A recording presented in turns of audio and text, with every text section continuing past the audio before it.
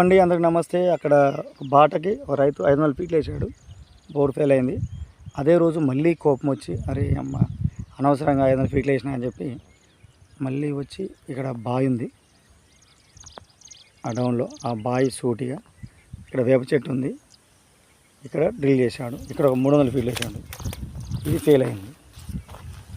అక్కడ చివరిగా బోర్ ఉంది, ఆ లైన్ ఏమైనా కలుస్తుండొచ్చు అనే ఉద్దేశం ఇక్కడ వేసాడు, ఇది ఫెయిల్ అయింది.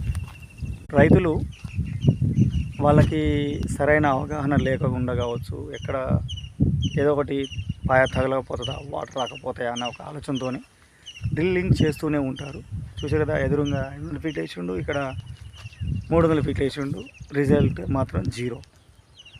ఇట్లా రైతులు ఈ కాలంలో ఎక్కువగా బోర్లు వేస్తున్నారు, ఎందుకంటే వాళ్ళకి కావాల్సింది నీళ్ళు కాబట్టి. కాలం ఏమో సరిగా కావట్లేదు, వర్షాలు రావట్లేదు, ఉన్న బోర్లు పోయట్లేదు కాబట్టి కొత్త బోర్లను వేస్తున్నారు.